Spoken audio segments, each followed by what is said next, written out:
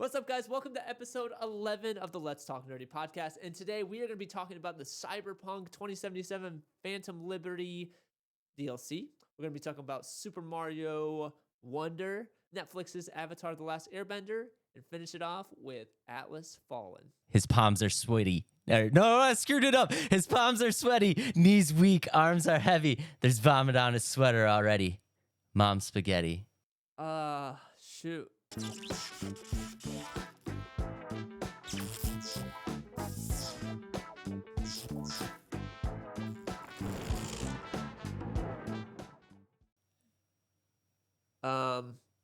Eminem. Don't you do it to me.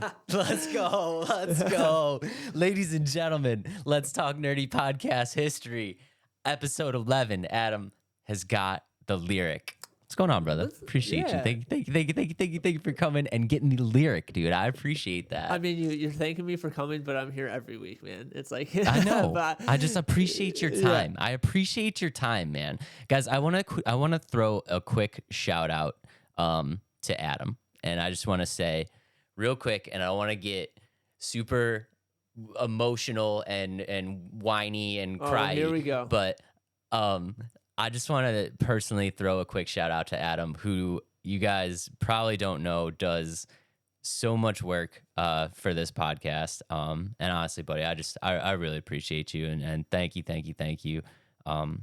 It was Adam's original idea to do this podcast, and thank you for just letting me be a part of it, man. I really do appreciate it, and thank you for all the hard work, dude. It means a lot. No, dude, thank you for being a part of it. It's been really fun to do.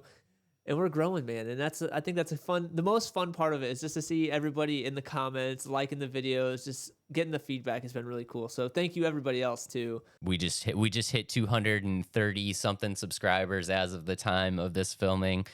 We literally just celebrated the 150 with the live stream.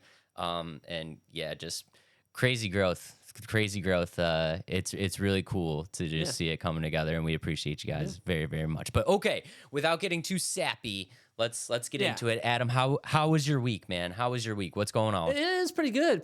Actually, so I want to kind of go back to this lyric thing real quick. I just want to point out there. So my wife and I are driving back home to Iowa this last weekend, and okay. I am actually very good about picking or naming a song from the moment the beat happens. Like literally the first two beats, I can say what song it is. Okay. So I think that's where I'm really good at, but when it comes to the lyrics written down on paper, I don't think I'm very good at it. And do you wanna switch out the lyrics to me just humming the first two notes I don't think I'd and see if you can get it that way? I don't think I can do that either. But because I mean, yeah. I mean, I totally get it. Some people are lyrics people, some people are melody people. You're a melody guy. Me. I can appreciate that. It's okay. And it's funny because some of the songs that came on, I'd be like, Bailey, what is this? And she'd be like, I don't know. And I'm like, it's this. And she's like, how do you know that from this part of the song already? It's like, that's my music talent, not the lyrics. But yeah, so I just want to make sure I threw that out there. I do listen to music, but it sounds like I'm more of a melody person for sure. I mean, I don't give you a lot of help. No, you don't. I'm not gonna lie. If I had maybe a little sick flow on it, maybe a little melody in the words, it would probably help you out a lot. But I just don't have that in here. That's all right. You know, I mean, I just got to say it the way that I say it, and hope that it's good. And so far, I guess it hasn't been because this is the first one I've gotten, and it's because you told me what was coming.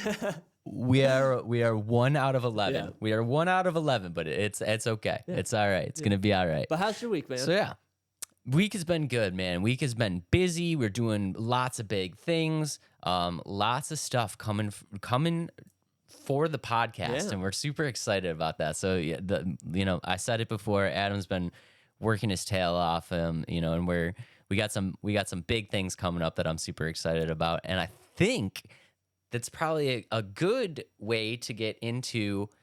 Did we get any comments?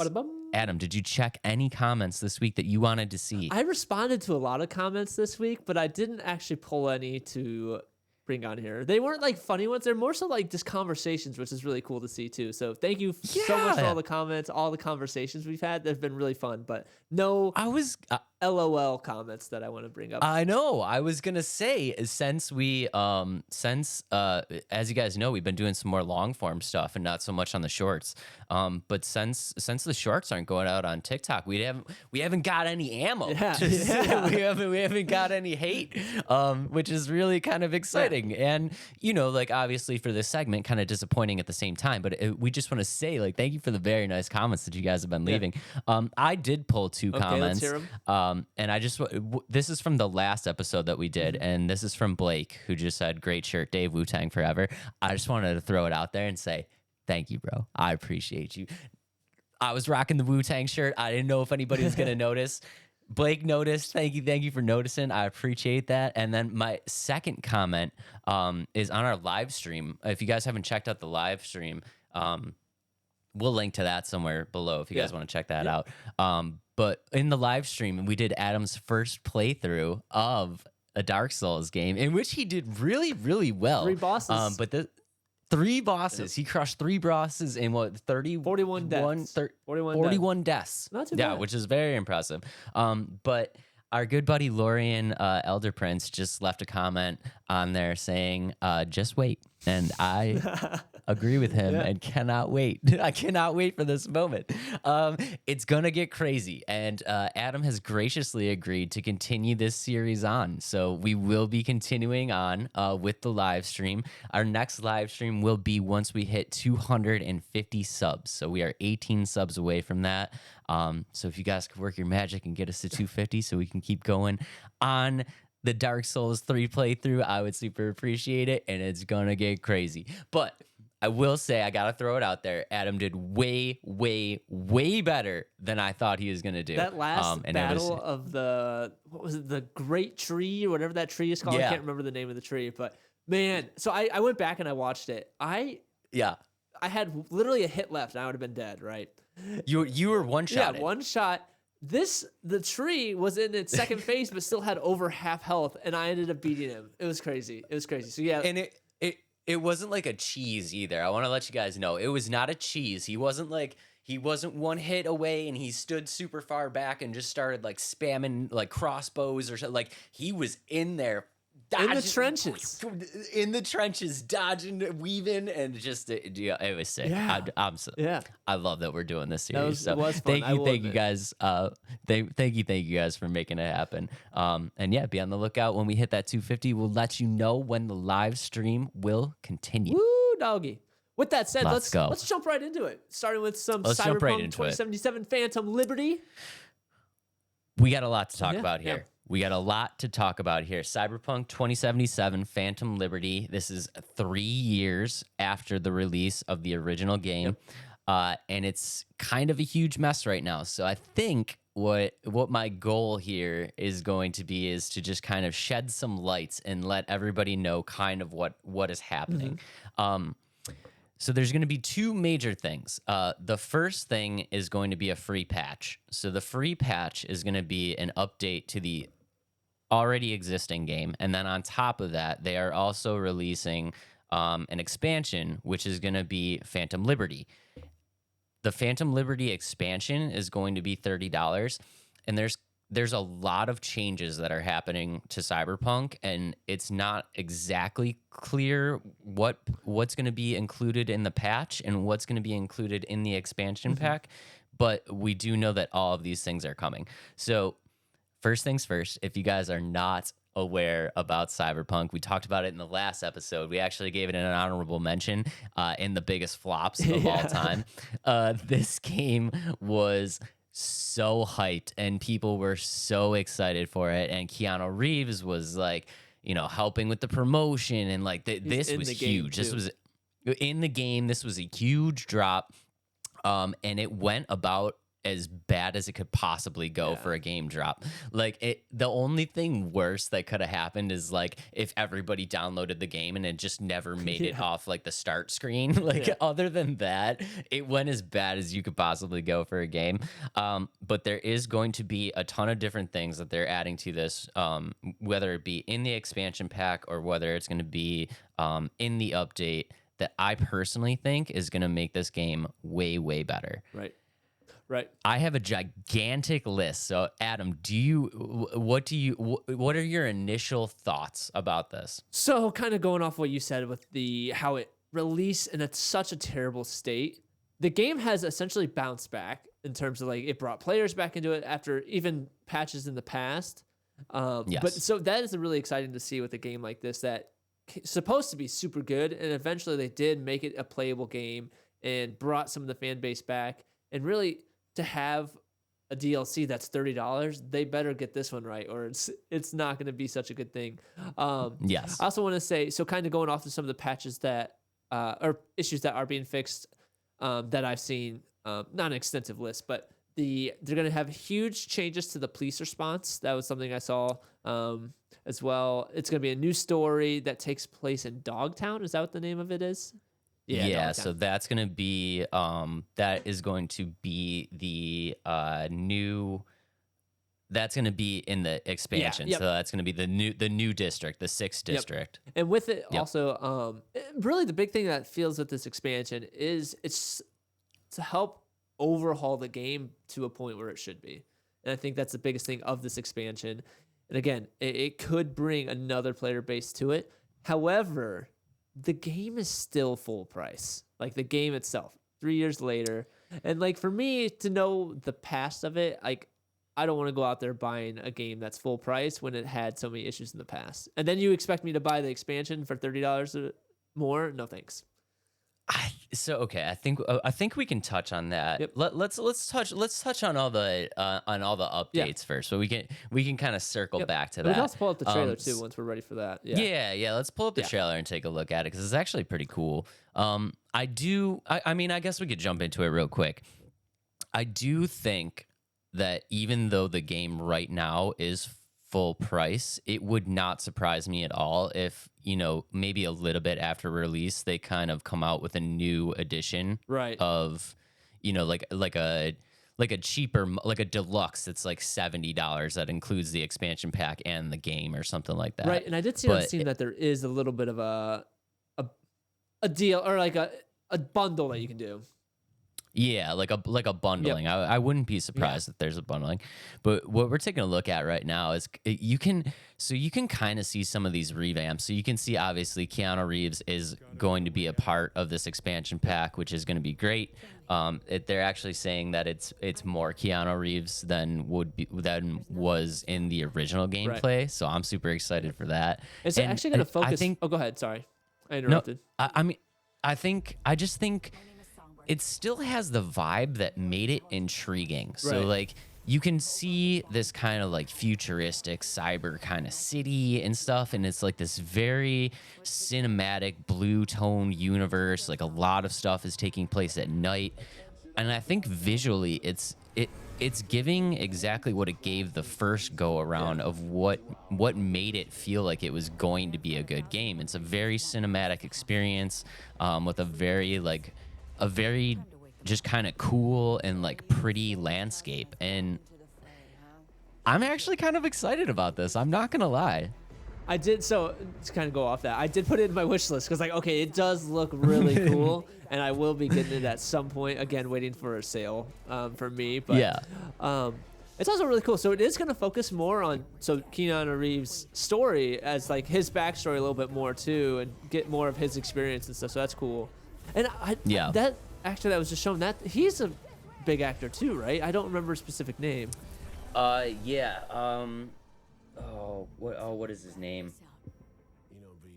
We'll have to look it up, but yeah, I know. me I'm pretty sure he's in a lot of movies too.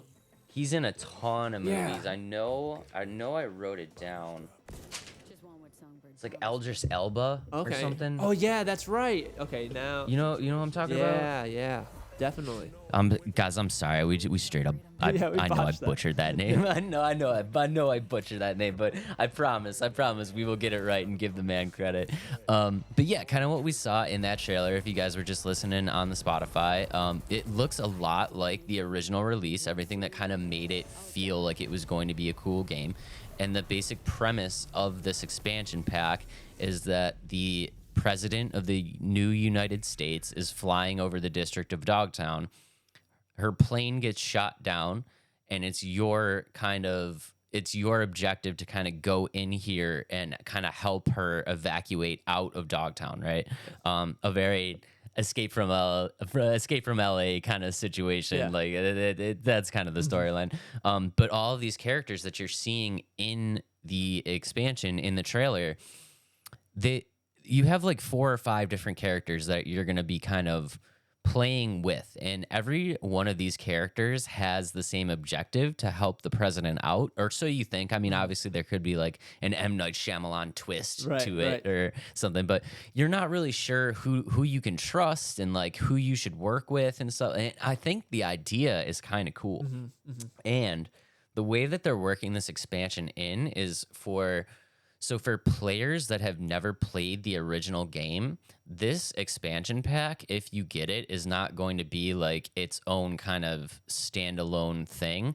It actually works into the storyline of the game, which I think is really cool because you're so used to getting like a DLC that's kind of like after the fact, where it's like it relates to the story, but it doesn't really relate to the story. It's like you find some random NPC and they just suck you into this DLC content or something like that. But like this, they've actually made into the game. So you need to get to a certain point in the storyline of the main game storyline, and then this expansion pack will open up.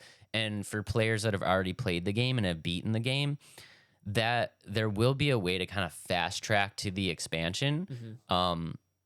But again, if you've never played the game before, this is just like a continuation. It's literally, that's why I keep calling it an expansion instead of a download content. Like it's just basically expanding on the story and just kind of gives you more, which I think is a really, really, really cool idea. Right. And that is a good point. Another thing to kind of go in what the city of the district of Dogtown is it's like almost like a rundown post-apocalyptic, like this very poor like neighborhood that's very like fiery, and like you from the video I saw, it's like there's a like almost like a border patrol where you have to like do certain things to get in and out. You have to make the right connections so you can go in and out of Dogtown into Night City, kind of that kind of feel. So that's kind of really cool. It looks really cool, and kind of to your point is the way they're continuing on with the story is really neat, and that it's not just like, oh, you finished the story, let's slap a new spot to go to just to give you something to do that since you've played it and now it doesn't have any more playable or replay value. But this is cool. So yeah, that's kind of cool. And like we said, the district of Dogtown is very unique in this setting. They've been showcasing a lot of cool things that you can do within this town. One of which is like the black market. So they've shown this kind of like, market space of like underground, like an underground kind of market space where you're going to be able to get exclusive weapons, exclusive gear. I'm super excited for it. I think it's going to be really, really, really good. So let's just real quick. I want to jump and just kind of say all of these changes that I have listed off. And guys, honestly, I'm so sorry. I'm going to break the podcast rule again, and I need to go to my notes because it's literally so much stuff that I honestly just can't remember it all. There's one thing that's going to maybe upset people and maybe not upset people. Is in this expansion pack, they actually dropped last gen consoles. So this expansion pack will not be available on your PS4s. I'm sorry. I'm sorry. But also that tells me that the update that they're planning on doing, this patch and this expansion pack, very focused on next gen. So I mean, you're gonna be getting. They've taken the last gen consoles out of it, which gives them more freedom to really kind of focus in and dial in something that is a quality product for the next generation of consoles. And I think that only speaks volumes to how good that this is going to be. A few things that they've reworked, item drops have been reworked. So that was one of the complaints about the original drop, was just item drops were terrible. You would always just pick up like nonsense and garbage that you would throw away. So they've actually revamped the item drops to drop better weapons, better, like you're actually going to be able to pick stuff up that's like useful to you. And Yeah, instead of just throwing away garbage and stuff like That's that. that's one of the Uh, big issues I have when I play the Division. It's like I yeah, spend hours looking for like certain weapons and certain gear sets, and then like 95% of the stuff I pick up, I'm like deconstructing, like never gonna use. So that's a good yeah. thing to hear because some of these loot and shoot games, it is brutal to kind of pick up stuff Yeah, like you that. just end up with an inventory of like 900 things that you end up selling for like four Well, pennies. Or, that's the issue with like, the Division. Sorry, like I know I'm getting off topic here, but that's the issue with the Division. You get 150 slot pieces like to pick up stuff. And yeah. then in your stash, you only get, I think, 200, which is insane. Like, that's not enough, especially when you're dropping 50. You find so much, but whatever. All right, back to the Yeah. subject. I digress. Okay. So, I totally yeah. understand. Little side note, as a Dark Souls player, I understand having a stacked inventory with a bunch of garbage and just having to throw it out. Yeah. So yeah, I'm right there with you. So yeah, they basically reworked the drop system. So all of these all your guns, all of your armor, all of your clothing, all of that stuff is a tier system now, and it's tiered 1 through 4. And basically, the way that it's going to work from everything that I've seen is they're going to be able to know what tier stuff you currently have equipped, and it'll give you a percentage drop rate that will drop a higher tier, whether it's a weapon or an outfit or anything like that, based on what you already have equipped, so that your drop rate of picking up something worthwhile is going to be much That's better, good. which That's I good. think people are going to be excited for. The weapon vendors, they've revamped all the weapon vendors, so now each weapon vendor will have exclusive items, and it's not paid content exclusive items. It's just they're adding exclusives to each of the vendors to give them a little bit of their own personal feel. One of the big things that they're changing is your outfit will no longer work as your armor. Oh, yeah, I saw Which that. Yep. yeah, people really hated that your outfit worked as your armor, because you couldn't, if you like, yes, you might be wearing something that's like super protective, and it sounds like a dumb thing, but you want to make your character look the way that you want your Right. character to Yeah. look, like you want to rock something cool, but like maybe this cool jacket that you want to rock is like not as protective as this like sweater that you think is stupid, but you're like, whatever, you know what Yeah, I mean? right. So like Okay. they've totally revamped that. You were talking about the reworked police system, which is going to be I think is going to be really great. So now all of the police officers are going to spawn with cars, so it's not going to be that, oh, I just have to randomly run away and the cops will be off me in 4 seconds, Yeah. kind of thing. Okay. And they got rid of that stupid drone thing Mhm. that always just follows you around, which people hated. There's a reworked AI for wanted levels. It's going to be much more like GTA, Cool. which I'm super excited about. They overhauled the entire open world to make it feel like there's more going on. Mhm. So that was another kind of complaint, was like cyberspace, or it's like this vast open area, and we talk about this all the time. They made a gigantic open world, but it wasn't full of Right. anything. You know what Okay. I mean? It was like, yeah, it was there was not a lot going on. So they've revamped the AI. So now you're going to see like gang on gang combat. You're going to be seeing like, you'll be walking through the streets and seeing like the police officers chasing other NPCs. And they did a lot more to make it feel like it's actually a city Mhm. of something Yep. that's going on. They also added car combat, so you can use weapons out of your vehicles now, which I know players were not super excited that you could not shoot out of the windows of a car or anything like that. So they've revamped that. That's going to be cool. And some of the cars have built-in weapons. And one of the cool things is when you're riding like a bike and stuff like that, Mhm. you can now use melee weapons when you're on the bike. So like road rash style, you could have like your machete while you're on the bike and Okay. stuff like that. Cool. So I think that is going to be super Yeah. cool. They revamped the enemy AI for better combat. So the AI on the combat is going to be much more smarter, much more aggressive. They're not going to just be taking cover all the time, which I know people were not happy about. They've reworked the button system so that dodging has its own button now, because Okay. the dodge mechanic in the original game was just absolute trash. So now dodge has its own button, so you can actually dodge things. That's cool. They curved the difficulty, which there was. It seemed like when you set the difficulty, there was no intermediate, right? So it was either super easy or ridiculously hard, Gotcha.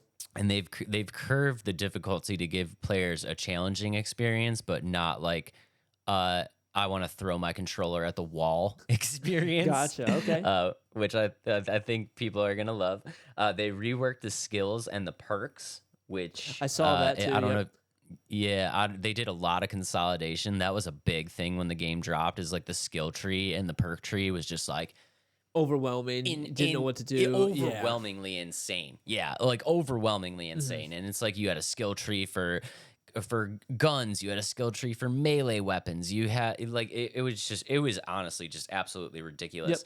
So they reworked that, consolidated all of that into a much smarter, easier to use system in which it's going to be much more about ability based Okay. instead of like percentages. Like they would have abilities where it's like, oh, you'd get like a 30% increase in damage. Like they kind of moved away from that, right? Yep. So now they're doing like new character abilities, which I think people will be super super excited about. Yeah. So yeah, it is basically like a new It game. really They is like a new It game. really is. And I think that's what, Yeah. like, again, it's going to bring a new character or like new player base into the game. Like I said, from the launch time, I looked at it and I saw all the negative feedback. I saw the reviews. I was like, I'm not getting this game right now. And then I just never, Yeah. and the way the game industry works, man, if you don't hit it right the first time, it is hard to bring people back because new games are being released very rapidly and a lot of good games are being released rapidly. And to try to bring somebody new into a game that's been out for essentially now 3 years, like you said, it has to be good. And like I said, I'm going to try it. I'm definitely going to download the game, hopefully beat the story, then play it. But so let's see. I think it's going to be sweet. Yeah. And you know, all the changes that we just kind of went over and we talked about, I think it's going to make it a much more enjoyable experience. I think it's going to be the experience that we were supposed to get the first time and never got. Yep. And, you know, honestly, just like you said, like the number one reason I think that this is going to be an amazing patch and an amazing expansion is because it doesn't have a choice. Right. Yep. Like it literally does not have a choice. Like they know that if they don't nail this, like done. Right. Done. Yep. Like dead in the water. And there's already a sequel in the like they've already planned a sequel to Cyberpunk. So I mean they know a lot is riding on this. Right. Getting the fans back, like to the success of the next game. Like there is so much riding on this, and I just don't think they're gonna let it go out without being amazing. Right. And like you said, it has to be. I do want to kind of go back to your point with the last gen. I understand why they're doing it, because last gen is last gen, and now next gen is current gen. You know what I mean? Like, so that Right. at some point they have to leave it in the dust. You know what I mean? Like PS4, Xbox One, it's kind of it's in the past now. It's been 4 years, 3 years, 4 years now. Yeah. Yeah. So I feel like it's time. You know what I mean? I feel like it's time to start ripping off the Band-Aid. Sorry, all you PS4 players and Xbox One players. It's time. Yeah, and this is you know this is where I get kind of I get kind of you know on the fence, right? Because I mean, let's face it, consoles are expensive. Yeah. For you know, for a lot of people, consoles are expensive, right? And I feel bad that like you know somebody who has a PS4 that like can't get a PS5 right now is not going to be able to enjoy it. Like there's got to be somebody out there that has a PS4 and like Cyberpunk is their favorite game. Yeah. And like they're not going to be able to enjoy this. And that part sucks. And then also I understand that like you know like you said like next gen is not next gen anymore. Like it's current gen. So like at some point we have to be like all right, we can't We can't be into making something, games for Xbox One anymore. Right. You know what I mean? Like, Right. yeah. So And kind of one more thing with it's that. a 50-50. One more thing with that is I think why the games lasted so long and so much stuff was being put onto that is all the scalpers that did buy them and just destroyed the market. Like you cannot find an Xbox One or like Series X for a year or two, or PlayStation 5 for a year or two, and now it's starting. PS5 even worse. Yeah, but now it's starting to be the point you can go to the store and be like, "Yep, here it is," and like you know what I mean. Yeah. And I think I know like the price is expensive, but with the way the market is now, I think there will be a chance to pick up these consoles now because a lot of people do have them during Black Fridays and big sales. I think that's going to kind of help bring some of those PS4, Xbox One players back to the PS5, which is going to be cool for that. So, Yeah. So I mean, hopefully you guys got the next gen consoles, or your PC gamers, or hopefully if you do want the next gen consoles and you don't have them yet, you'll be able to grab them. Yeah. I hope you guys, I feel for everybody, Yeah. man. Consoles are expensive, games are expensive, PCs. I don't even want to talk. Yeah. I don't even want to talk about PC Yeah. gaming. But yeah, it's expensive. But I mean, like we said, at some point they do have to kind of move on. We're not making games for Super Nintendo anymore. As much as what I mean? David wants. As much as David to wants. just, So. yeah, as much as I want, I would love some new Yeah. SNES drops. The one thing, so honestly, kind of, Adam, do you have any closing words? I don't think on so. this? No, I think we kind of hit majority of what this new expansion is going to be, and like I said, I am excited for it to see what they can do to bring up such a new player base as myself, because I'm going to try it as soon as this drops. I'm going to get it. So.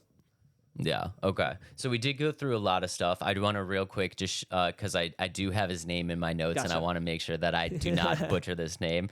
The character that we were talking about in game is called. His name is Solomon Reed, and he is played by Idris Elba. Which is he in? He's also in Far Cry, right? Is he in Far Cry? He's in Far Cry. I think he's a really famous actor. He's like Oh, okay, yeah.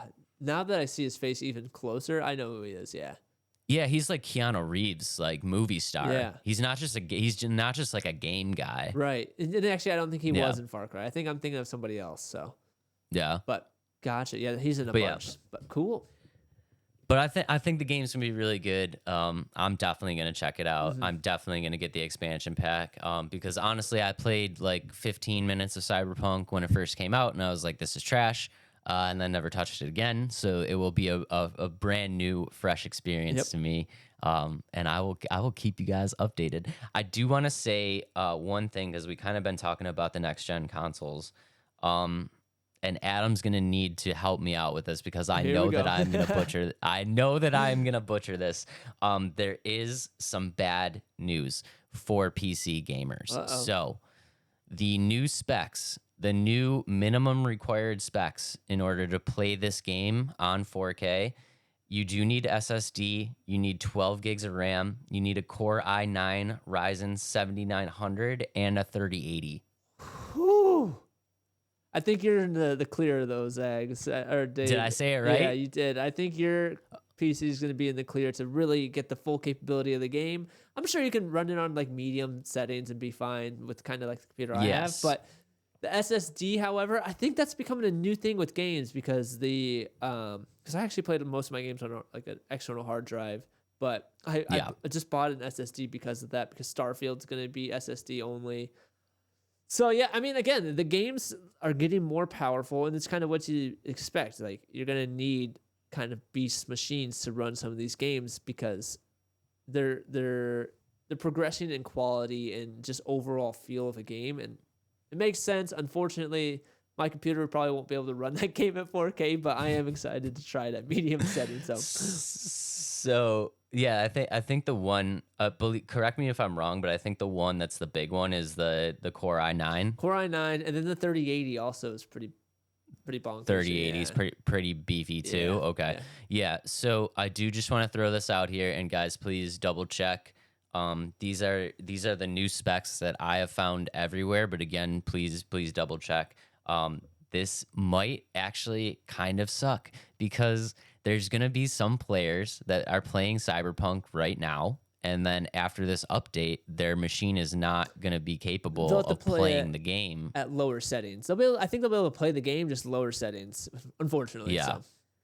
Yeah. Okay. So guys, if you guys are Cyberpunk PC players, and you're not super excited about these changes, and you do not have these settings on your PC, just be aware that before you download the patch, that it's gonna make it harder to run on your machine. So if you're completely happy with Cyberpunk the way that it is, and you do not have these specs on your machine, maybe just skip that patch. Yeah. Right. Yeah.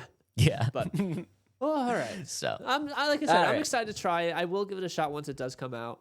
However, there's another game that I'm actually kind of excited about for the Nintendo Switch. I knew you were excited about this. I like Go these ahead. kind of games. So Mario Wonder Go ahead. was just kind of announced. I don't know if it's just announced, but they showed gameplay footage of the trailer during their Nintendo Direct, and it looks different. It has a good feel to it. You know what it looks like? What does it look like? It looks like a return to the 2D platformer. Yep. Which you know that I love. Mhm. So I'm all on board. I'm all on board on this. Throw the trailer. Is that what we want to start with? Yeah, let's throw up the trailer just so Yeah. everybody can take a peek. Yeah. I don't get me wrong. I love me some 3D Mario. But I just when you think like when you close I want everybody to do this. Close your eyes right Close now. your eyes. Sorry.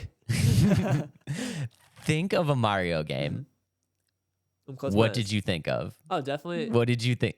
A 2D side Yeah, scroller, right. right? You saw yourself on level 1 Mario 1 jumping up and getting the mushroom, the very first mushroom, right? So like that is a return to the 2D, and I'm super excited for It it. also gives me big vibes of. Did you ever play Mario? New Super Mario Brothers when it was on Nintendo did. DS. That's the kind of feel I get from this specific one as well. Yeah. But yeah, let's roll the trailer. Starting now. I also love the Nintendo Switch noise that they put in there. Just one side note. I love this opening. Onward and upward. It's like this little flower is gonna be talking to you. And guys, if you're just watching or if you're just listening, what we're kind of seeing now, it looks like they're basically just running through levels, but like this is a throwback. That like these levels remind me of like Super Mario World Super Nintendo with like a bunch of new mechanics. So we're watching him like swim up waterfalls. There was like some rails that he's sliding on and stuff like that. I think it's super cool. Yeah, and another thing I kind of want to point out is it's the same Mario that we love, but just with a huge like 2023 refresh. You know what I mean? Yes. And yeah, a huge refresh. Yeah, and so right now he described what's called a Wonder Flower, and it just completely like changes the atmosphere of the game and the level itself and what's happening, and it looks really fun like, and like cool.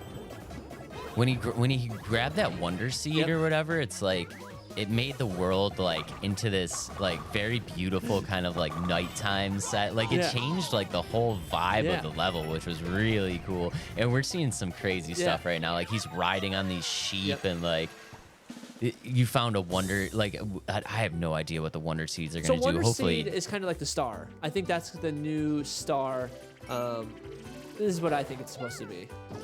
It's also really cool. So you get to play as Toad, you get to play as Peach, Daisy. Yoshi's in the game, Luigi, and which is really cool. I love that they got the floating Bowser. Yep. That's an ode to like the very first time that like I remember that from Mario 3 when you're on when you're on Bowser's ship and he has that like that's sick. And another thing that they added into the game is like the world causes you to like be different shapes and sizes, and like the Wonder Seeds cause like different things like that. Yeah.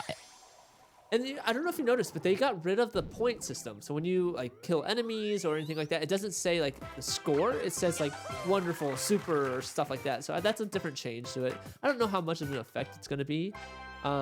This game comes out on another very big game release date. Do you know what that is? I do not. Spider-Man. Oh no! What are you gonna do, dude? What are you gonna do? October 20th, 2023. So, but yeah, I'm super excited about this. Kind of like I said, it's almost like a 2023 refresh of the game. You can play as the characters that we said: Daisy, Toad, Mario, Luigi, Peach. And obviously, I already said Mario, but yeah. So I think that's really cool. Some big changes that they added a bunch of new enemies and just kind of characters into it as well. One being I don't know if you noticed the Koopas, all of them are asleep. Did you notice that? I did not. Yeah, all the little Koopas are asleep, and I don't know how big of an issue or like big of a thing that's gonna be, but all the Koopas on that showcase, they were all asleep. In the background, they were asleep. So I wonder, is everybody dreaming? Like kind of the wonder, and that's why the world can kind of go up and down. I don't know, but that's a valid point, sir. Yeah. That is a valid point. Were the Koopas, was it during the nighttime scenes only? Like maybe if you hit the Wonder Seed Oh, and it goes to nighttime, they go to sleep. did I say Koopas? Yeah. Goombas. Sorry, the Goombas. Oh, the Goombas. Yeah, the Goombas were okay. asleep. Sorry, the Koopas, they were all on like roller skates. The pink ones were all on roller skates. I apologize. Oh yeah, they're going crazy. I meant to say Goombas. Goombas were all asleep, and they're in the foreground, the background, and so it's kind of interesting to see that. So yeah, maybe it is like a dream state kind of thing. Yeah. Yeah, that could be kind of cool. I do have a little list here of some stuff that we're going to see in this game, and I want to kind of get your opinion of what you think about this. So the first thing on my list, I don't know if you guys were just listening, there's a part in the trailer where Mario turned into an elephant. Yeah, that was so funny. I think that's gonna be a new you know how like he turns into the like has the cat kind of thing. I wonder if. Okay, go ahead. Sorry, I interrupted. No, that's what I'm curious to see. Like, what do you think that is? I think it's gonna be like a new power up. Like, is it gonna be like a stampede where he can just run over everything that's like smaller than him, or is it? Yeah. I mean, elephants, they have trunks. So, like, is he going to suck water up and be able to spray water? Like, so in the trailer, what happens is he turns into an elephant. And then as soon as he turns into the elephant, like, he doesn't have to fight anymore. He just, like, walks into the enemy and it, like, kicks him away and stuff like that. I think it's I think it's gonna be kind of funny. I'm excited to see what that is gonna be. Do you think there's gonna be other animals though? Because I don't know if you noticed it in the trailer when you got the elephant, it had this like little kind of generic-y elephant icon behind it. Yeah. So I was wondering, like, do you think the elephant is like just an exclusive thing, or is it going to be a bunch of different animals that you can turn into? I don't know if it's going to be a bunch of different animals, but other power-ups, because in the trailer as well, you were a spiked ball. Like, you could roll as a spiked ball. So I don't know. The spiked ball. I don't know if it's going to be more animals specifically, but definitely a much more power-ups and new power-ups. I don't know if you saw that or when he was facing, like, I think it's Baby Bowser, and just kind of a funky look, and then he grew big, but Mario had his like fire suit on too, so I wonder. So there's gonna be like old power ups as well, which is gonna be cool. Yeah, and that's you kind of segued right into what I wanted to talk about next was that fight with Baby Bowser. It's like what do you think that mechanic is where they just keep getting like it, like Mario would be big and then Baby Bowser would be big and then like they kept like switching sides, and it's like.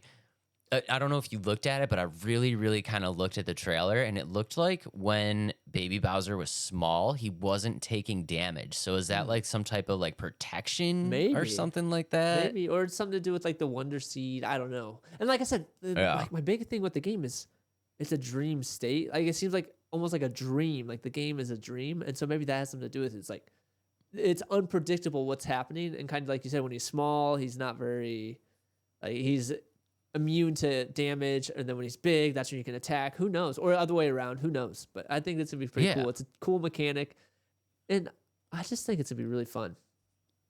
It does give some quirky like Alice in Wonderland kind of vibes, right? So when you get like the Wonder Seed, like stuff really does go crazy. Like the pipes in the trailer, you can see when you get the Wonder Seed, and when it goes to nighttime, like the pipes like turns into like a snake and kind of like slithers, and so like stuff gets kind of weird. And then when went nighttime, like with so the Goombas were awake during the nighttime scene. I don't know if you saw that, where they were both getting really long and short. Like that's kind of cool. So there's definitely, like I said, a new refresh to what is already a good, awesome franchise. Yeah, and that kind of quirkiness, you know, like that Alice in Wonderland style, like the kind of darker, like moodier stuff. You know, I'm into that stuff. So like to see that on a Mario franchise is pretty sweet. And then also we were talking about the fast travel on those rails when he was like jumping up and grabbing the rails and speeding through and then like sliding on them and stuff like that. That was super sweet. And I don't know if you saw, but in the trailer there was a section of a bunch of Yoshis. Yep. So I believe Yoshi's a playable character too. He is. Yep. And you can ride on one. Throwback to the Super Nintendo era. You can ride on Yoshi, which will be like the same kind of mechanic of like you can jump off of them and stuff like that. So I'm super excited for that. The one thing that looked kind of weird though to me was like, did you see this silhouette mode? Yeah, was that where I was talking about where they get long and short? Where they're getting really what is that? Again, I think it's just part of the wonder seed, wonder flower that causes such a crazy change to the atmosphere and the environment. It's going to be an unpredictable what's going to happen next in the game, and I think that's really exciting to have in a game like this. So. Yeah, guys, it was super weird. It was like as soon as it got into this like silhouette mode, like everything in the foreground went black, but like you could still see their eyes. It's almost like they were like shadow people. It was kind of crazy. Yeah, so here I'll pull that up one more time so we can kind of show that again. Let's kind of show that again because I thought it was really weird. But like you've never seen this level of weirdness in like a Mario game. Like like this part right here. So like you guys can see. It's super, super brief, but you guys can see that, like, in the foreground, everything in the foreground, except for their eyes, is, like, silhouetted, and the background is, like, still in color, which is kind of cool. Yeah. But, yeah, it should be kind of crazy. It should be really, really fun. And I want to kind of jump into a little bit of, like, some things that they seem to have, like, replaced almost. And so I don't know if you saw, like, the switches. Like, there's no switches. Like, you know, like, the red switch that changes the environment. I think that... Oh, there is. I thought it was going to be red flower, like the flowers. Like the flowers are the new switches. I saw on one thing that there's still a switch because he was like... She was jumping up and hitting the switch, and it was turning the lights on and off. Oh, maybe I missed that. All right, well, throw that point out, Adam. Jeez, it does. But they did introduce a bunch of new stuff. Yeah, it's hard. It's actually kind of hard to keep track of all of it. Oh yeah. And so another thing is, this isn't taking place in the Mushroom Kingdom. So I don't know if you also noticed, like, there's no toads aside from the toad that you can play. There's no toads around. There's no toads at the end screen. Right. Yeah. Which is weird. Yeah. It's that weird, like... It's the seed people. I don't know if that's what they're actually called, but the seed people, it's supposed to take place in the Flower Kingdom is what the name of it is. So, and kind of go into more of the gameplay mechanics to unlock different areas of, like, the zones where you can... different levels and stuff, you have to collect the Wonder Seeds. Yeah. So, that's kind of... Instead of stars, it's Wonder Seeds, which is different. And something is up with Bowser in this model. So I don't know if we should keep calling them the seed people. I guess the seed people. I don't know what another name. Guys, we don't know. Yeah, we are officially dubbing them the seed people right now because we have no idea what to call them. But they have this like kind of swirly, kind of like ice cream two-tone kind of hair toppers to them. And Bowser and like the baby Bowsers all have that same look to them. Right. Which I've never seen Bowser look like that before. You know what this is? What is it? The Mario multiverse. Oh, no. Another multiverse. Oh, no, geez. Mario, don't do multiverse. Please, God, don't do multiverse. We're getting it enough. There's something up with Bowser in this one. Yeah. So I mean, okay. Mario is Mario, right? Yep. And it doesn't, let's be honest, it really doesn't need anything. Right. You know what I mean? It's like Mario is kind of one of those games that gets a free pass where it's like, you don't need anything new in Mario. You just want a new game, new levels and stuff like that. But this one does actually have like some new stuff and some like kind of mystery behind it. And I really like that. Yeah, definitely. That's a lot to unpack with this game, which honestly, when I first was like, oh, it's another Mario game. Like, I'll watch the trailer. Like, it's going to be fun. I'm going to get it. But like, I wasn't expecting anything groundbreaking, but this is a new game. Like I said, it's a new refresh of 2023 Mario. And I'm super excited about this game. I'm going to get it. Yeah, me too. I'm also kind of curious about adding the purple coin counter. Did you see that? So that's another thing. You have to collect so many coins and it gives you another Wonder Seed. So. Oh, okay. Yeah. So that it does give you the Wonder Seed. Yep, that's kind of what I saw and what I read, and basically, Yeah, because I was wondering what that second counter was going to be. That's what it is. But it makes sense. It would get you an extra Wonder Seed. So cool. Yeah, I'm excited about this game. I'm gonna grab it. I know Adam's gonna grab it. And if you guys are Mario fans, grab it too. Yep. Why not? Yep. Why not? Like we said, Mario doesn't need to be anything crazy, but I do think this one is gonna give you a little extra something, a little Alice in Wonderland kind of spooky, kind of weird vibes, and I'm for it. You know what? Like, I've never done this, and this is kind of giving me a vibe. Like, if I were to be like Mario, it'd feel like I've never tried acid before or anything like that, but like that's the vibe that I got. It's like, oh man, it's Mario on acid, kind of like hallucinating. So yeah, come play Mario and his hallucination wonder. Yeah, let's change it to Mario Acid instead of Mario Wonder.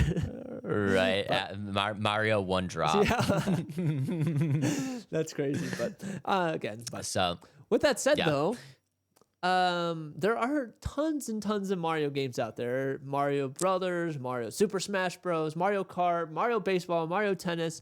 But let's blind rank specifically Mario games, like true Mario games. I'm super excited about this. Ladies and gentlemen, we will be doing a blind ranking of some Super Mario games, and we kept it true. So we kept it true. This will be all true Super Mario games. We're not talking about games where any of the Super Mario is like a characters cameo, have appeared. Not like this is not like a Smash Brothers or something like that. It's gonna be true games, and I'm super excited for this. Ladies and gentlemen, I did not flip this coin at all last week, and I think I'm gonna be kind of out of practice. Here we go. That wasn't bad. Two-Face? I actually won one. Oh, let's go. I actually won one. I like how you didn't ask me today. You're like, nope, I'm just flipping it because I know you won Two-Face. That's funny. Let's go. What if I wanted to say the other side? Now you just ruined my day. You do not. I'm just kidding. No, I was gonna say Two-Face. you always want Two-Face. I know you better. Okay. All right. I will go first then. Okay. What do we got? Ladies and gentlemen, let the blind ranking begin. Adam, your first choice. I'm gonna hit you with a humdinger, and it's gonna set the tone. I don't know where you're gonna put this one, and I'm excited to see where you're gonna put it. The original Super Mario Bros. So it's funny you say that. I'm putting that straight up at 1. Number 1? You have to, man. That set the tone for everything. 1? I love, like, when I was a kid, like, it came out way before I was born. Like, I can't remember how much. When did it officially come out? You remember? 88. Yeah. So it's definitely before when I was born. But like, you can't put it anywhere else. Like, number 1, it set the stage for what we have nowadays in terms of like platform games, Mario games. So I respect it. Yeah, thank you. I respect it. I would not. It's not number 1 on mine, but I respect That's it. my reason of why it's number 1. Okay. All right. Ladies and gentlemen, Adam's second choice, Super Mario Sunshine. I'm gonna put it at a 4. At a 4? Only because I hadn't had much of experience playing it. Like, I've played it, but if you were to ask me, like, oh, did you beat it? Did you go through the whole thing? I'm gonna say no, I did not. No. Because I never actually owned a Nintendo of my own. I always had to go like to my friend's house and play it. So that was my issue. Sunshine was GameCube era. Yeah. I love Sunshine. I never had a GameCube until I was in college. Yeah, so. I had a GameCube, and that was like that was like a cool Mario game for that. Okay, all right. Adam's putting that at a 4. Unfortunately, that's all right, man. That's all right. Okay, next choice, Super Mario Odyssey. I never beat it. I was enjoying the crap out of it. The first Switch drop. Yeah, but it's what are you gonna give me next is the question. I still have 2, and if I give it a 3, I still have it a 2 and a 5 open. Yeah. I'll put it at 5 only because maybe not. I'll put it at 3. I'm putting it at 3. But this is what happened last time. I had a 5 and a 1 open, and it really screwed me over in the end. So I'll put it at 3. Okay. All right. You're moving up. Yeah. You're moving up in the world. Okay. Ladies and gentlemen, Adam's next pick, Super Mario Galaxy. 5. I'll put that at 5. At a 5? Yep. Oh, dude, I love the space version. You didn't like it? I did not like that one. Okay. Did I screw myself? Ladies and gentlemen.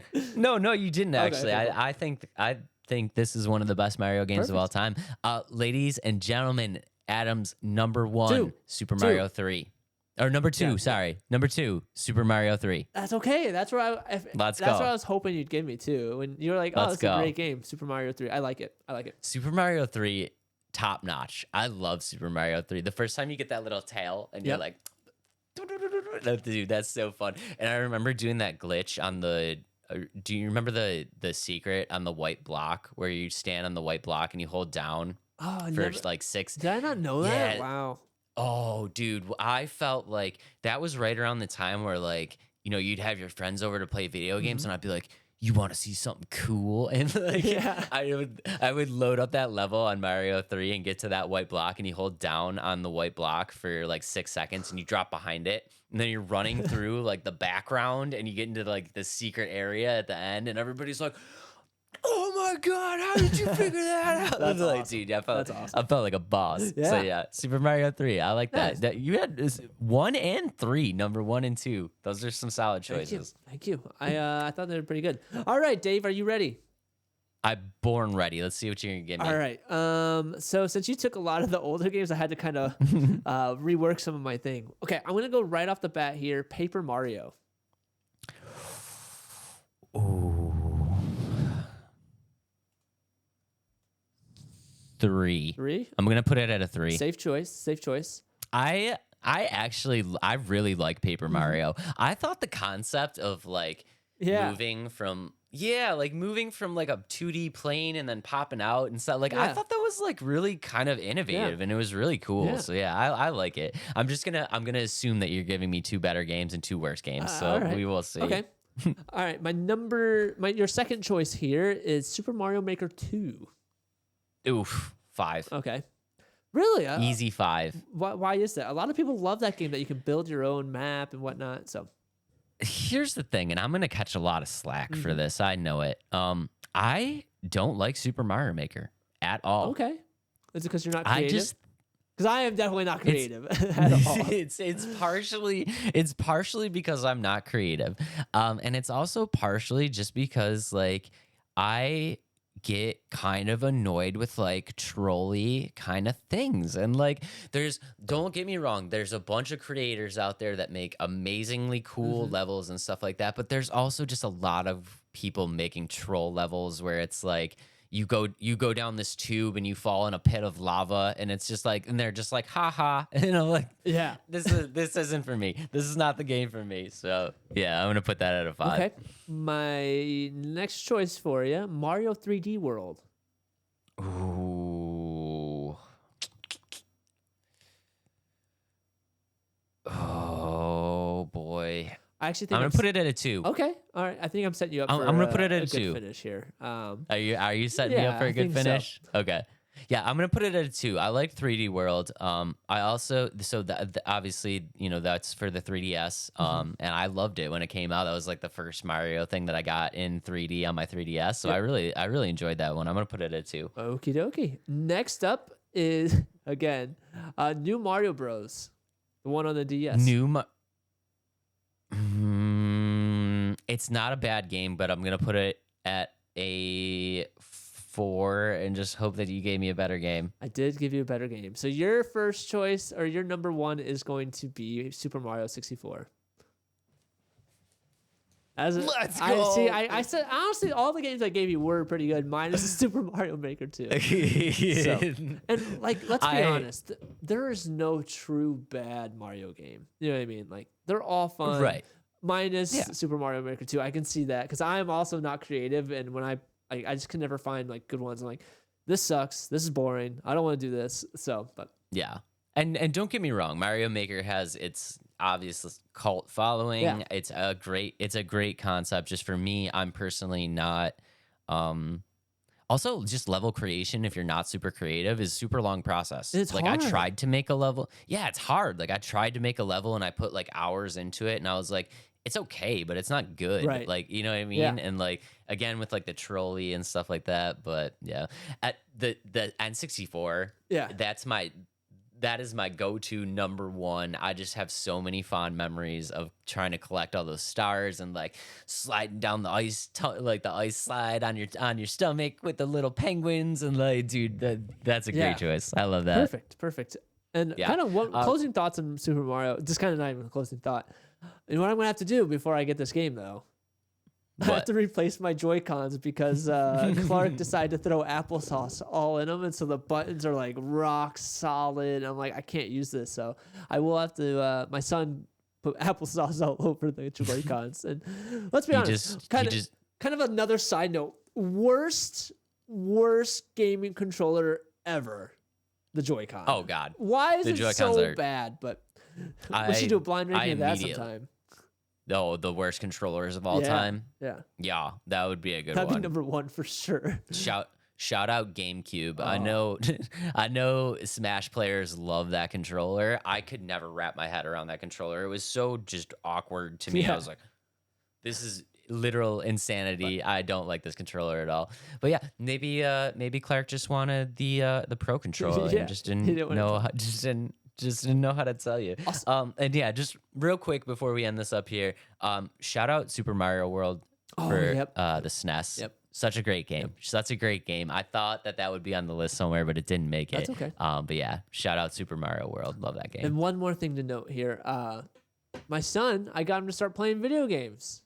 Let's go. What's his first game? Mario Kart. And you know what I did? I put all the aids on. Like the auto steering, auto drive, like complete like beginner, and like he got like 4th place.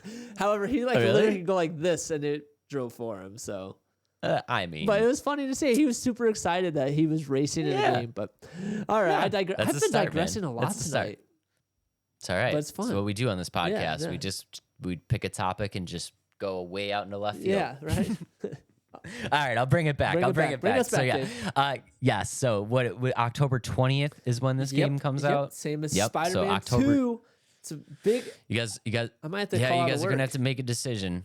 Adam's calling off of work. He's taking vacation time. He's gonna be gone for a week, and just be playing Spider-Man and Mario. So yeah, this game drops October 20th. It looks pretty sweet. Obviously, any Mario game is just a treat. And if you guys want to check it out, it drops then. All right, moving on to a topic you know nothing about, unfortunately. Nothing about. And Adam will be carrying this segment. We are talking about Avatar: The Last Airbender, which is getting a Netflix series. First impressions, go. First impressions. Oh, it's starting off rough. He's starting off with the yeah. All right, let me back up a little bit. So for those that have never watched, I'm gonna give it like the most basic rundown of what Avatar: The Last Airbender is. Like literally, like that's 2 or 3 sentences is all I'm gonna do with this. I mean, you can go a little bit more than that if you want. I don't want to spoil anything because it is a show that if you have not watched, animated series wise, if you have not watched it, it is an animated TV show that I like absolutely adore. I loved it growing up, and then when COVID hit, I binge watched the whole series in 4 days, and the episodes are 20 to 30 minutes long, and so just that's kind of the presence I give you guys. But essentially the game, I said game. We've been talking about games for so long. We haven't had any TV show or movies. I know. It's kind of fun. It's kind of changed the pace for us. It's been a minute. Yeah, but anyways, so the Avatar: The Last Airbender essentially is a story about the Avatar. And he goes missing for 100 years and he gets awoken by 2 characters named Sokka and Katara. And they're like, oh, it's such a young kid. And it turns out he is the Avatar and he has been missing for 100 years. And now the Fire Nation, because there's 4 different nations, or 4 different bending types, essentially. There's the water tribe, or the water, air, earth, and wind, or air and fire, sorry. And essentially, like, they used to live in harmony. The Avatar disappears. And now the Fire Nation, like, is trying to take over the world and become, like, the dominant force. And with that, it's just a journey of Aang is the Avatar tries to master the elements and defeat the Fire Lord, who's the main boss at the end of the show. And no spoilers here, so. Okay. So he's basically he's trying to bring peace to the land. Yeah, essentially. Right? He's trying to defeat the Fire Nation and bring back that harmony into the world. So. Okay. Yeah. And it's more than just that. Like it's very fun. It's got a lot of depth to it in terms of like character development. It makes you enjoy like almost every episode. And people compare it to, like, yes, it's anime, but it's not like true like Dragon Ball Z screaming for 3 episodes and then nothing happening. No, something happens like each episode. It's really cool. It goes into the backstory of like each character and essentially, I want to spoil stuff, but I don't want to spoil stuff. So I'm going to leave it at that. So. I mean, you can say stuff that's just not spoil. Just no, don't spoil the word. end. I don't want to spoil the end, but there's so much, but there's so much to Because that unpack. was Watch the TV show. I'm telling you, if you've not watched it, it is an animated series you will enjoy. Like if you like anything like I do. So this is one of the things. So like when we were talking about it, and I'm gonna throw this out here, and I'm gonna get a lot of backlash, and I'm sorry. Anime for me is not my cup of tea. Right. I just whatever it is about anime, it's been one of those things that I just never got into, and many people have told me, try this anime, try this anime, try this one. It's anime, but it's not really anime, and like every time that I try stuff, I just really can't get into it. So for people out there like me that are, what makes this not anime? Because this is one of the things, like when me and just total brutal honesty, me and Adam were talking about these topics of like what we want to do, and I was like, I've never seen Last Airbender, and I'm like, I don't really like anime, and he's like, dude, you have to try, like you have to check it out. It's anime, but it's not anime, and I want to know why. Why is it not it's anime, but it's not anime? I'll tell you the huge reason why I know that it's not anime. It's because I was trying to have a conversation with somebody that is truly in love with anime, and I was like, oh yeah, I've seen Avatar the Last Airbender, and they looked at me like I was stupid. They're like, that's not anime. I'm like, really? Yeah, and I was like, I mean, I guess, it's a cartoon. It's it's animated, but like, so that's the reason why. Because I'm not huge into anime. I've seen a lot of Dragon Ball Z and all that, but like, Avatar's the series that I watched the whole thing through, because like you, man, I really don't like the true anime. Like, was it Hero Academia, Naruto? Those aren't my thing either. You know what I mean? It's just hard for me to get into. I don't know what it is. It's like it's either the art style or the storyline or something like that. I just can't get into them. So maybe this live action could be a good introduction to the story, because like I said, man, the story of The Last Airbender is really good. Like, it is very well done. The depth of the characters, and that is where I kind of draw my concerns with this live action interpretation. Okay. I will say that I do have a much better chance of checking out this. I will check out the live action series. Yeah. So yeah, I will give it a shot and see what the storyline brings. I was gonna move into the character design though. So let's hear your concerns, because I have some questions for you. Okay, so I will say, this has been done already. It's been put in a movie. And it was, we talked about this in the past, where this is one of the worst movies ever made, was the interpretation of this in live action. And that is a big concern of this series as a live action. I want to show my notes right now, and I want to read word for word the question that I wrote down to ask you. And that question is, why will this be better than the live action movie that already came out and was terrible? And that is a big question for a lot of Avatar the Last Airbender fans, and I don't have a good answer for you, unfortunately. And I think so. The cast itself, I don't know. I don't know their. Oh, sorry, I typed his name wrong. Oh no, I've been spelling names wrong. Do you have his name? The Aang's name? Did you get that written down? I do not have his name, no. Okay, well, I have the rest, and I'm probably going to butcher her name. Kiwatino? Oh, man. You're a better man than I wasn't even going to try this. Yeah. She starred in Anne with E, which I've never seen, as Katana. Ian Owsley is Sokka from 13 Reasons Why. Dallas Lowe is Zuko, and he was in Shang-Chi, The Legend of Ten Rings, which I actually enjoyed that movie, and I think he might play it pretty good. So the cast that they picked essentially is better than the first one. It's more like, I feel like, true to the personalities, but that doesn't mean that they're going to do a good job. And my biggest thing is they did such a terrible job with the bending and like just the CGI in the first one. It's such a hard concept to put into live action. Like, it's like, that's the question that I had, and I think it's a good place to kind of start, is like, this has been done before. Yeah. What?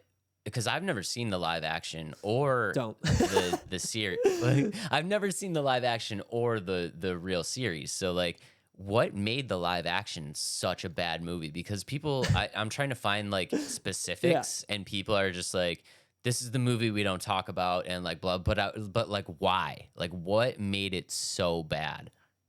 Everything. CGI. The way they CGI. the way they interpreted the story, the acting, just the atmosphere, just everything about it. It was just not Avatar: The Last Airbender, and a lot of Last Airbender fans are like, "What movie? Like, what are you talking about? That's not a thing." That's what everybody says. Yeah. Is like, this is the movie we don't speak of. Yeah, and but oh my gosh, man, I was young when I watched it, and even like, you know, like when you're a kid, you're like, "Oh wow, this movie is so great, I loved it." No, man, like as a kid, I was like, what did I just watch? Like, this is god awful. Like, I never want to watch this again. I've only ever seen it once, and I will never go back. So what do you think the live action version, what do you think this Netflix series has to do to not replicate the terrible live action version that already exists? So what changes need to be made? I think that's where they are going to stay very true to the path of the series. Like they're gonna it's staying true to the plot line, but they're expanding, which I think is better. So I think that was a big issue with the live action movie is they tried to cram everything into a 2-hour movie, which from a series is impossible to do. Like a series like Avatar: The Last Airbender, it's impossible to cram and get everything that every fan wants. So that's one. Two, they have to nail the bending mechanics, like, or the bending CGI. So how does this bending mechanic work? So essentially, so in each like I said, there's a Fire Nation, like each element that somebody can bend. So like the rock, I don't know how to explain it. So firebenders can like push fire and do different powers with that. Like it's essentially different powers. The air people, they can like throw like air and wind and like cause like stuff like that. So these are like fighting abilities. Yeah, essentially they're fighting abilities. It's like almost like a kung fu, almost like they're like shooting like fire out of their hands or like fighting. And like the fire people, like Liu Kang can throw a fireball. Exactly. And like you look at those things and it looks good. And like, but my biggest concern of all the elements is air. Air is a hard thing to like put into like a visualization. You know what I mean? I mean, I think they could do it now because you see it all the time in movies. That's true, but like especially like scary movies. If you look at like new scary movies where they're like trying to make like a spirit kind of thing, like they have that like kind of like ghostly kind of representation of like air moving. If they do that, they should be fine. Yeah, and I think with Netflix having the budget so much more than I don't know who produced it back in the day, but whoever they had no money for this movie. Essentially, it was so bad. But another big concern about this movie, and it's a quote actually. This is from the original creators, Mike and Brian. So I'll start with Mike. So this is his first quote. I don't know where I got it from, but this is what he had to say when he was put onto the project. When Brian and I signed on the project in 2018, we were hired as executive producers and showrunners. In a joint announcement for the series, Netflix said that it was committed to honoring our vision for this retelling and to supporting us on creating the series, and we expressed how excited we were for the opportunity to be at the helm. Unfortunately, things did not go as hoped. So that is a bad sign right there. And then kind of continuing it, I realized I couldn't control the creative direction of the series, but I could control how I responded, so I have chose to leave the project. It was the hardest professional decision I've ever made, and certainly not one I took lightly, but it was necessary for my happiness and creative integrity. So like that flop. That right there Flop. is scary. Like how can you It's gonna flop. Have the director or the creators of the series on a show and they were so upset to just leave? And I want to do one more quote by Brian, who's the other co-creator. Though I got to work with some great individuals, but both on Netflix side and our side, our own small development team, the general handling of the project created what I felt was negative and unsupportive environment. To be clear, this was not a simple matter of us not getting our way. Mike and I are collaborative people. We did not need all of the ideas to come from us as long as we felt those ideas were in the spirit and integrity of Avatar the Last Airbender. We would happily embrace them. However, we ultimately came to the belief that we would not be able to meaningfully guide the direction of the series. And again, like you said, that is a big concern. Like how bad does it look where you had the co-creators of the series on your team and you weren't listening to them? They're like, all right, peace. We're out of here. You know what I mean? I mean, I think that's a dead giveaway for a flop. Yeah, for me. Imagine huge red flag. Think about, like, we talked about the Hogwarts series coming up, and like think if a year or two into production, J.K. Rowling is just like, I'm out. Yep. Yeah, and I'd be like that's not good. I don't know about this. I don't know about this Hogwarts series anymore. Right, you know what I mean? Right. And I think with it, and the biggest thing is, so they left them. They're like, you know what? We're gonna do our own movie for 2025, and so it's like, so they're like, this is how we want our Avatar: The Last Airbender series and world. Like this is what we want it to be, and that.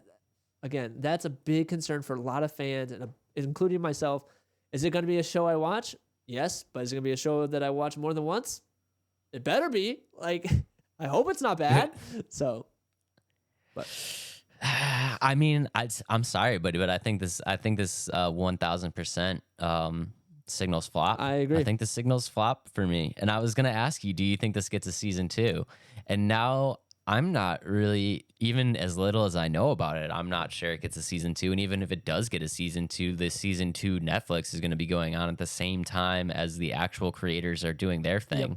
Yep. And so that big red flag, I hope that maybe it was just some minor, well, it can't be minor things, because if there's minor things, from what the quote sounds like, it sounds like they were all for like some changes and whatnot, but it does not sound like it stays true to the series and the Avatar: The Last Airbender, which makes me really sad because, but at the same time, here's another thing I kind of want to put out there is we don't need a live action of the show, in my opinion. Like, I love the series as an animated series, and like, I'll go watch it again. I'll watch it a bunch of times. Like, I don't need to have that in live action, and I think that's become a big issue with movies nowadays. It's like everything needs to be a live action. Like the one that just came out, Little Mermaid. Why does that need to be live action? I think it's not so much, and me and my brother talk about this all the time. It's not so much of, everything needs to be live action. I think it's just honestly a lack of creativity in Hollywood. Yeah. They have no original ideas. And the ones and then when they do have original ideas, they flop. Yeah, they have no original ideas, and the original ideas that come out, nobody cares about, and it's like, that's why we just keep seeing, animateds going to live actions and remakes and reboots. It's like it's almost like we're at a point where like everything's been done before. Like, right. We did done before. So like, nobody has any original ideas to make anything new. It's just everything old is new, and just redo it and like eventually turn this into a live action. Yeah, like just keep doing it until people stop watching it. And, is basically what it is. Kind of going off of no original ideas. So Elemental is a movie that just came out by Pixar. Yeah, it was the worst box office like ever of any Pixar movie. Did you see it? No, I didn't see it. Well, I was going to, because I have that unlimited movies. Yeah, because you got the pass. Yeah, so I'm going to see it. I figured you would see it. Yeah, I'd see it here soon, but yeah, not good. Not good, man. And that's my fear with this Netflix series. Hopefully I'm wrong. Hopefully it is the show that Avatar: The Last Airbender fans will love, including myself. But yeah. I don't know. I'll keep my fingers crossed. Yeah. I'll keep my fingers crossed, and I hope the best. I hope the best for you. Yeah. One last thing that I want to talk about is the how are you feeling about the tattoo? The tattoo on his head?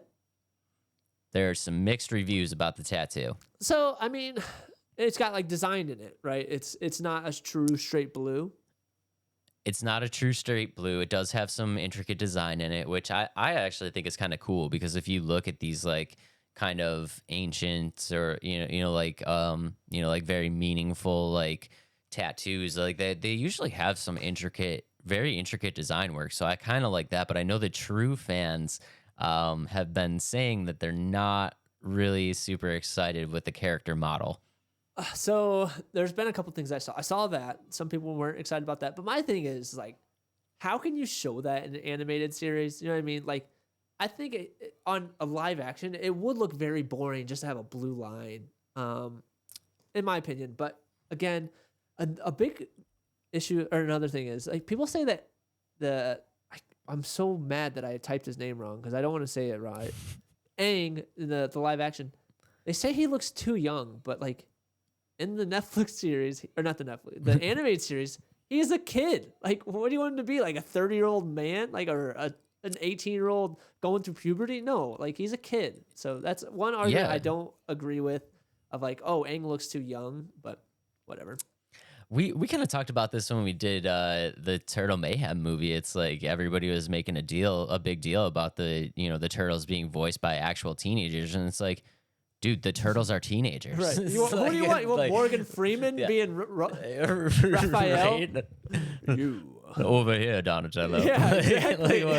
What exactly do you want? Like the turtles are teenagers, so like I don't get it, but I feel like people find things to get upset about. The tattoo doesn't really bother me, and I think I want to, I just want to throw it out there that like, from an animation standpoint, there's a reason why animation doesn't always have like a ton of detail, and it's like it's because you have to animate that. Yeah, and it wouldn't get conveyed either.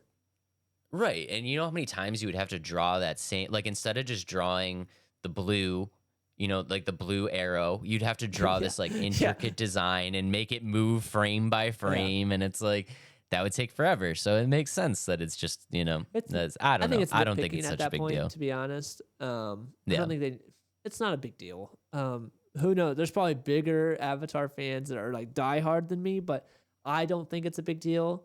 But what do I know? Yeah, I'm excited to hopefully have a good or TV show because I liked them. I liked the animated series, but I'm just fearful that it's gonna be the same exact thing as the movie. And I hope I'm wrong, and I hope a lot of us Avatar fans are wrong.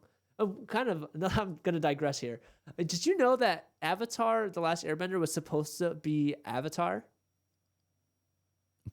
Wait, the James Cameron Avatar? No, so like they wrote like Avatar: The Last Airbender had it written as Avatar, but James Cameron not stole it. He trademarked it before they could. So really? So that's why they had to put The Last Airbender on it. So that's kind of funny. So that is kind of funny actually, because I was wondering like where that came from, like why they both have the same name, because they're totally unrelated. Yeah, but that's kind of funny. And then another kind of point to it. So I want to say, I don't know who quoted it, but they're like they commented on the way of the water.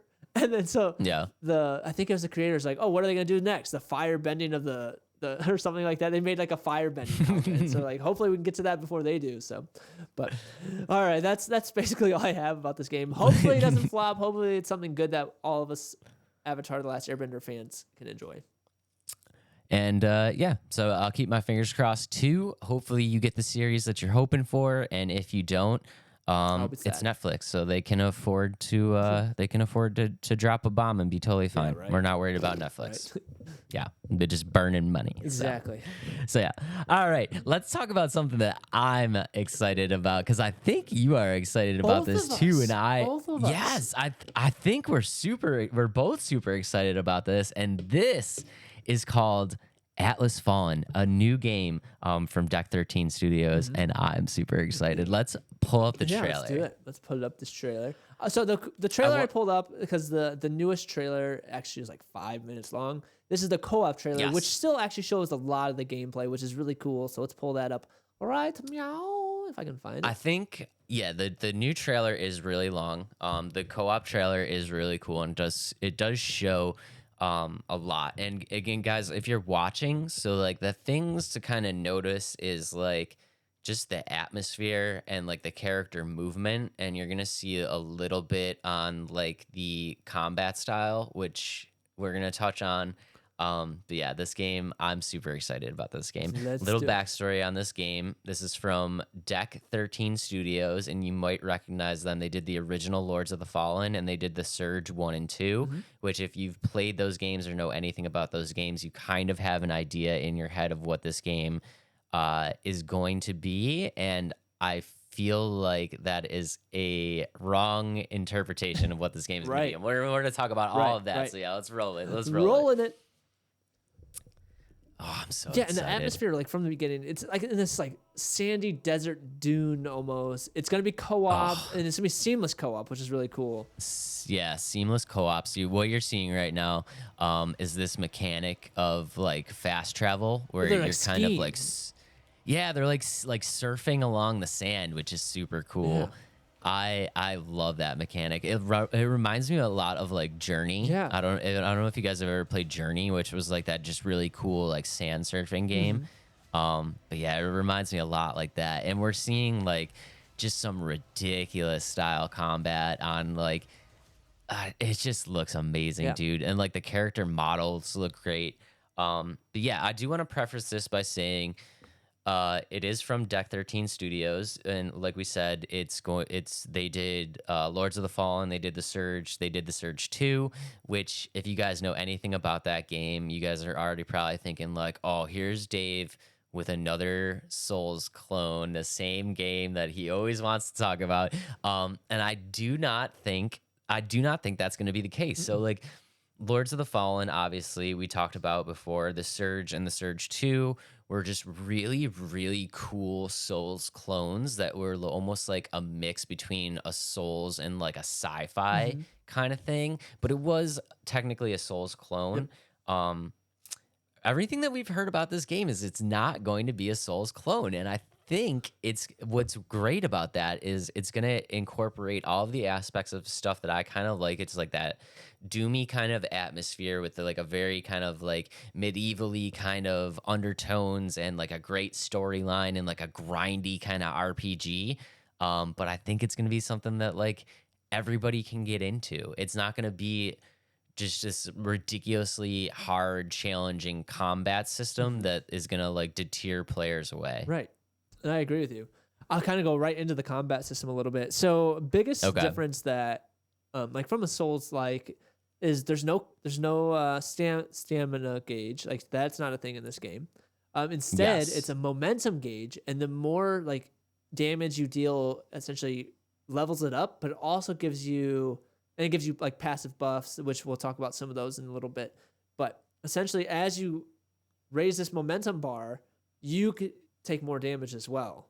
And so what you can do is you can release what's called a shatter strike, and that will completely deplete it. Again, it's like an epic blow to like the enemy, which I think is really cool. Definitely a different mechanic that I would not expect in a game like this.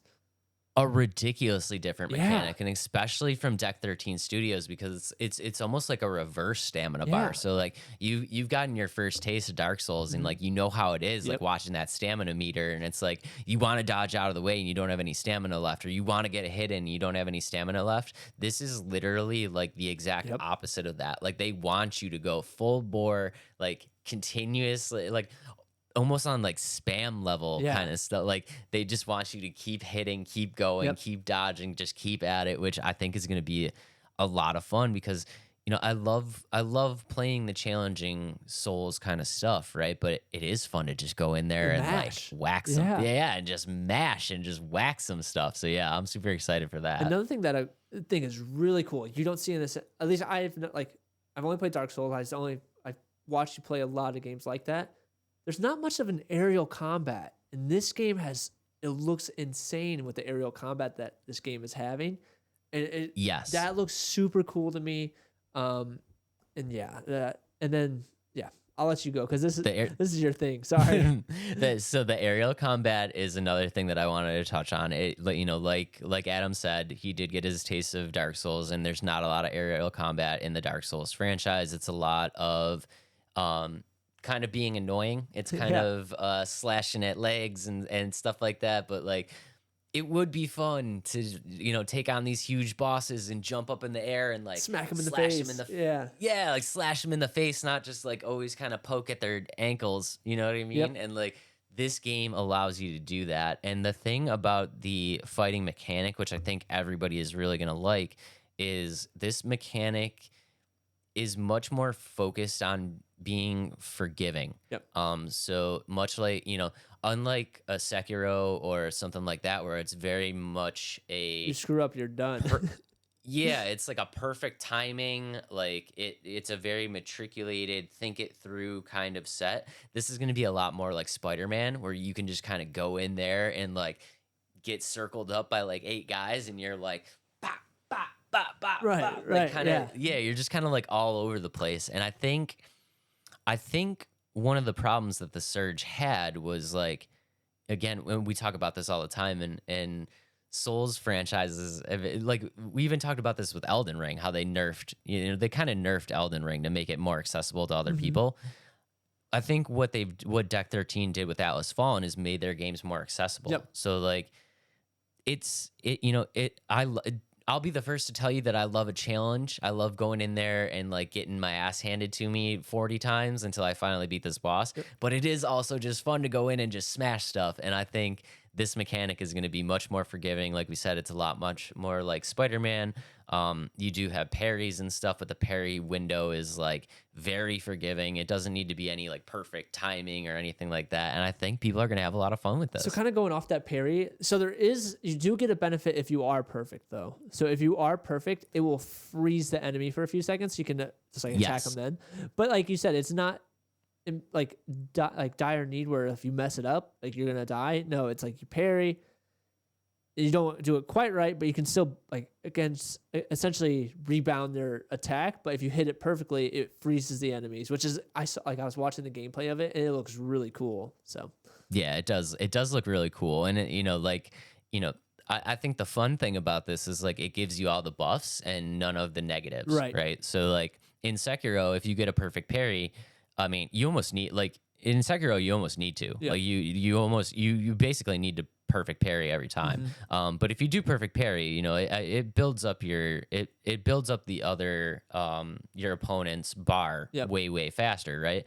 So you do get a perk for doing perfect parries, but you get heavily like if you don't perfect parry, you get heavily taxed. Like that is a big no-no. And that runs you into problems where this game does not. It's not going to run you into a problem if you don't do it perfect every single time. And I think, like we were kind of talking about, it brings a different type of game to a whole new audience. So, much like From Software did with Elden Ring, it's like now everybody kind of gets to experience this type of game, and I'm super excited for that. Another thing I had to want to mention is kind of going to the co-op a little bit. I know, so like we got some slack for saying that Starfield could be really cool as multiplayer. We did a little bit, yeah. With this though, I really think this seamless co-op is really cool in terms of like you can drop in, leave. It doesn't affect your storyline. They don't really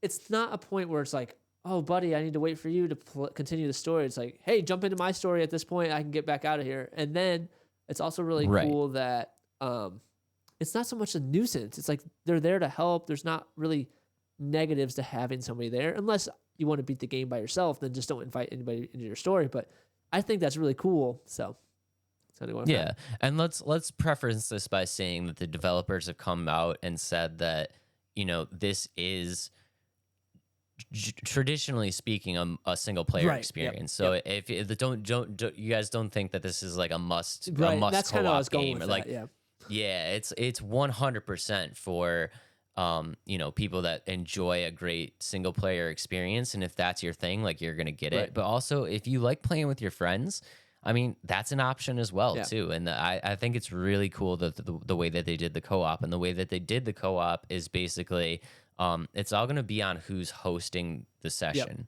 right?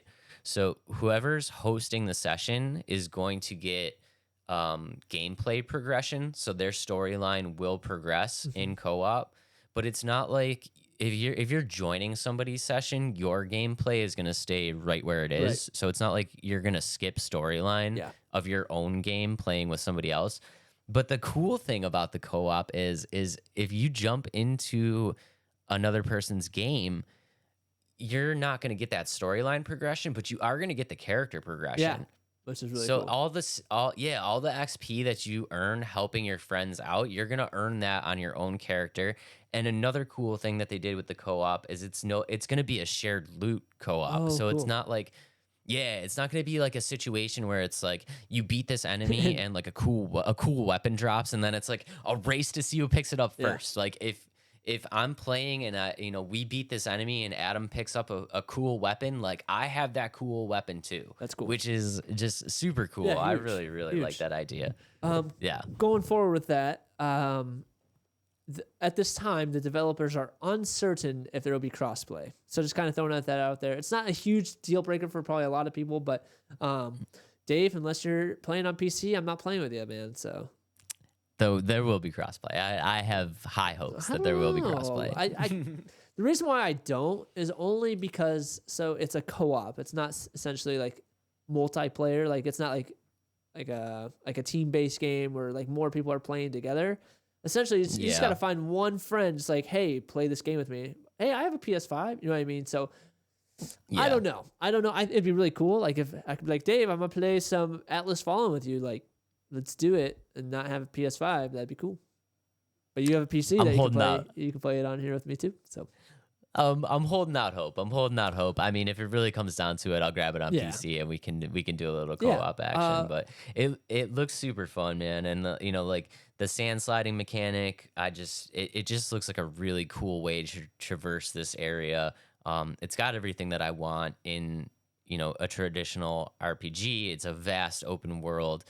With tons of stuff to explore and fight, and it still has a linear story progression, but it is an open world, which I love that kind of mechanic. Which I love the open world that you can explore, but you still obviously have some just like Spider-Man and stuff like that. There's a very linear progression, so you always know where you need to be going.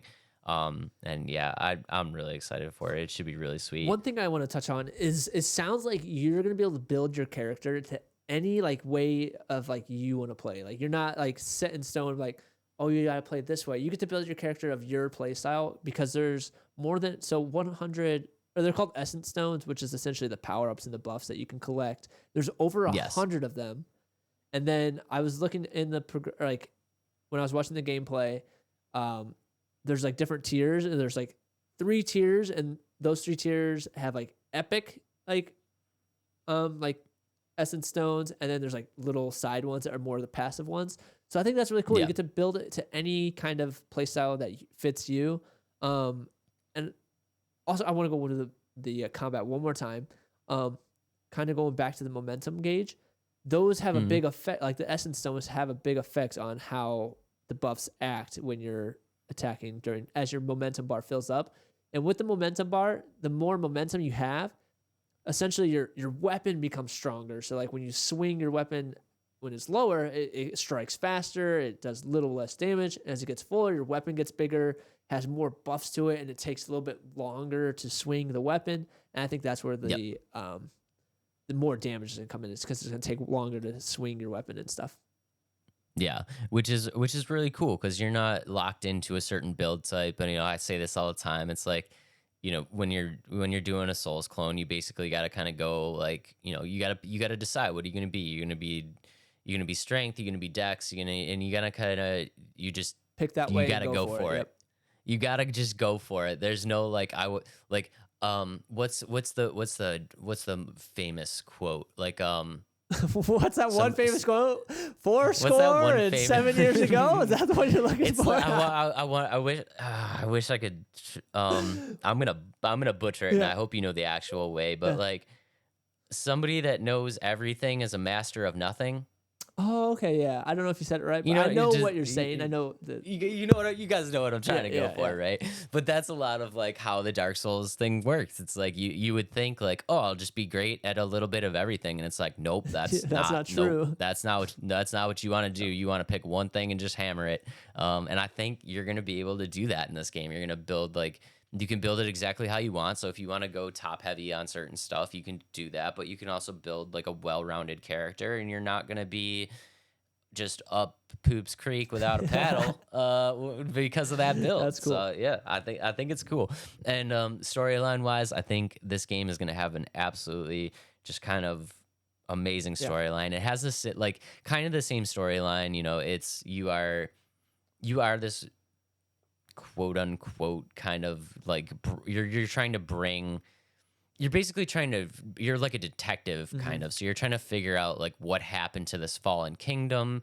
And you're trying to bring it back to life. And you're also trying to figure out like this mystery behind the gauntlet that you've woken up with. So you basically, I don't know how you end up attaining this gauntlet because the gameplay, go ahead. From what it sounds like is like you were sent on a mission from the leader. I can't remember his name. The leader's like, go find this, and then you end up getting the power, and then like he's the main antagonist. Is like you're trying to fight this leader, and apparently, if you're not important, like you don't have a name, and that's why he's like in the story that I saw, it's like you have no name, and that's why none of you have no name. It's like, dang. So I think it's gonna be kind of a deep story in terms of like that's gonna be kind of cool. So.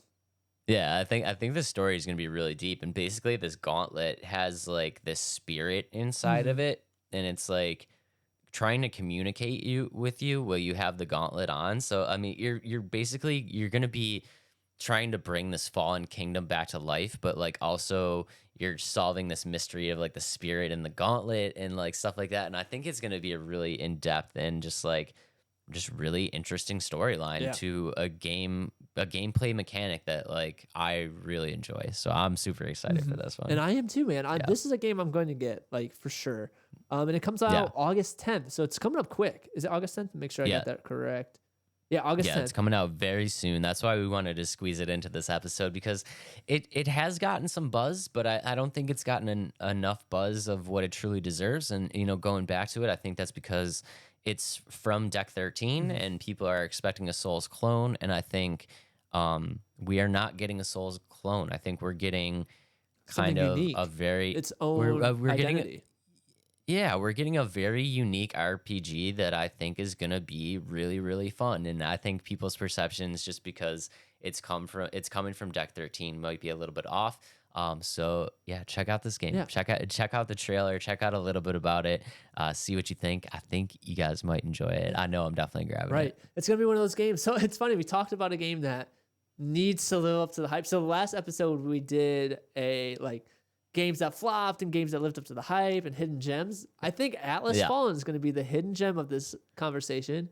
And I think Cyberpunk is either going to be the game that lives up to its hype once again, or it's going to be a flop that was overhyped. So, and Super Mario, they're going to nail it. Yeah, they always do for the most part. They're going to net. Super Mario doesn't have to do too much work to nail it. Yeah. So, cool. But yeah, dude, good episode, man. Great episode. That was a great episode. That was a great episode, man. Good stuff. My dudes, I just really want to say thank you for everything. Seriously, the subscriber count on the YouTube is just absolutely insane, and watching it grow is really, really amazing. So thank you guys for everything. And if you can work your magic again and get us to that magical 250, we can keep going on the live stream where Adam will be getting to some real bosses here real quick. Not super. Actually, I can't say that anymore. Since I've played it, I'm actually a little bit more excited to go back and play it a little bit more. I will say. Yeah, you had more fun than you thought. Yeah, I did. I've always. I never said the Dark Souls like games were bad games. I always just said they weren't games for me. But I will go back and play it. That's fun. That's fun. So. Yeah. But that's going to be a good time. Yeah. So guys, if you haven't checked out the first live stream, check it out. It's actually really, really amazing. We'll leave it linked. We'll leave it linked down below. Please check out the first live stream so you can be ready for live stream number 2. And thank you guys for everything. Just seriously appreciate everything that you guys do with the likes, shares. Adam, what do you got for him, man? As always, make sure to follow us on all social media. Let's Talk Nerdy Podcast. And yeah, and also, if you like this video, an episode, make sure to tippity-tap that like button and subscribe if you want to see more of our videos, episodes, all that good stuff.